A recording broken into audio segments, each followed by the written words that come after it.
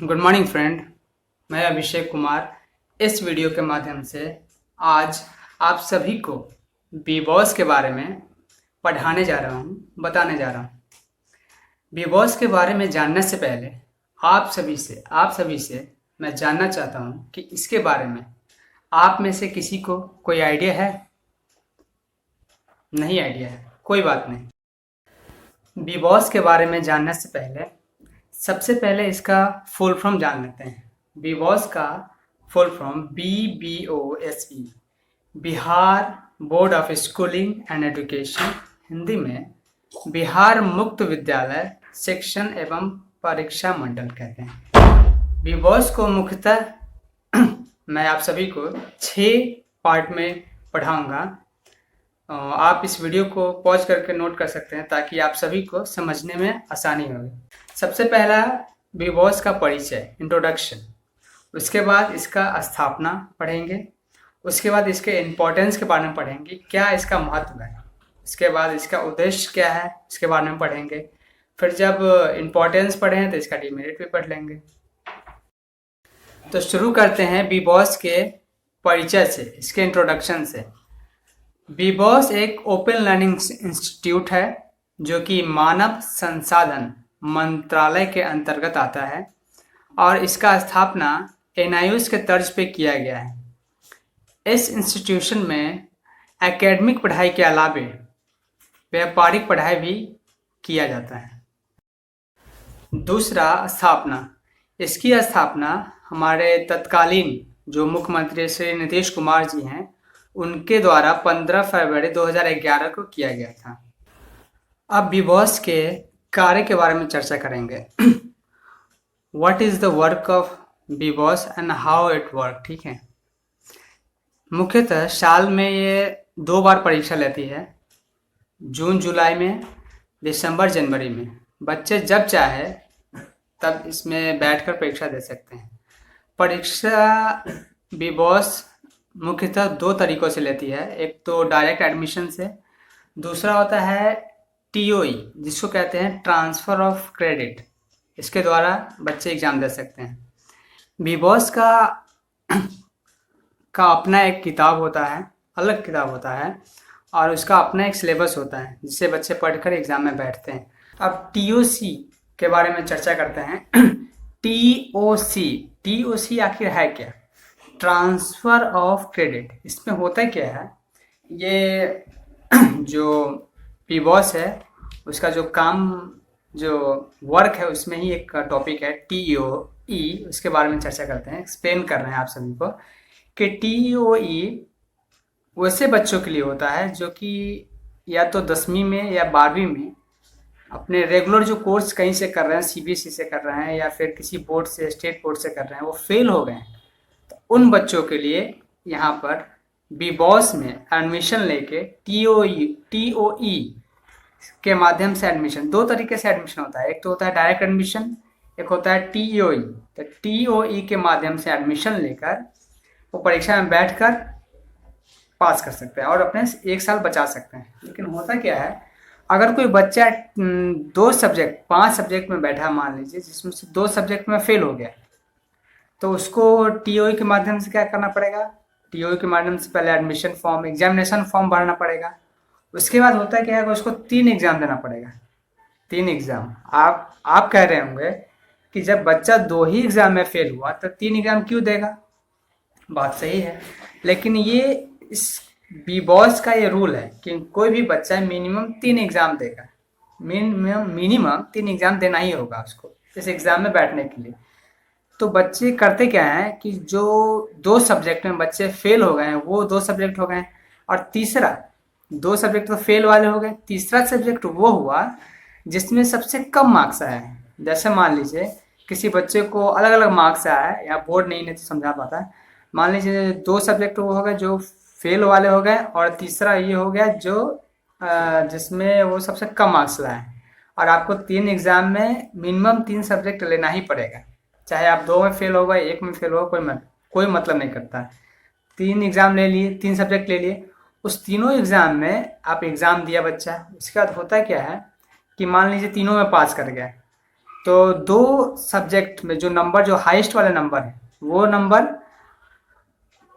Transfer हो जाएंगे। Transfer मतलब क्या, जो आपको मान लीजिए सीबीएसई में दो सब्जेक्ट में आपको 40 और 50 आया हुआ है किसी सब्जेक्ट में, तो वो दोनों नंबर जो बीबॉस जो आपको ये क्या कहते हैं मार्कशीट देगा या फिर रिजल्ट का कहिए कॉपी देगा, उसमें इसका दो सब्जेक्ट जो हाईएस्ट नंबर वाले हैं वो, और ये जो 3 सब्जेक्ट आपने जो दिया है उसका नंबर तीनों एज इट इज आपके मार्कशीट पे डालकर आपको दे देगा।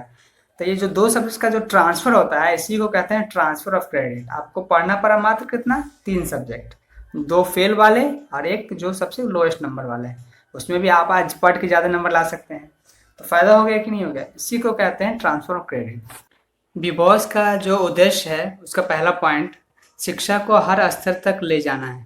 इसमें यह है कि कोई समाज में कोई समाज का जो निम्न से निम्न स्तर है ना, वहाँ तक भी शिक्षा को ले जाना है, चाहे वो कितना गरीब से गरीब क्यों ना हो, या फिर कोई विद्यार्थी या फिर कोई भी इंसान किसी भी पारिवारिक कारण से अगर पढ़ाई उसका छूट गया है तो वो बीबॉस के माध्यम से अपनी पढ़ाई पूरी कर सकता है।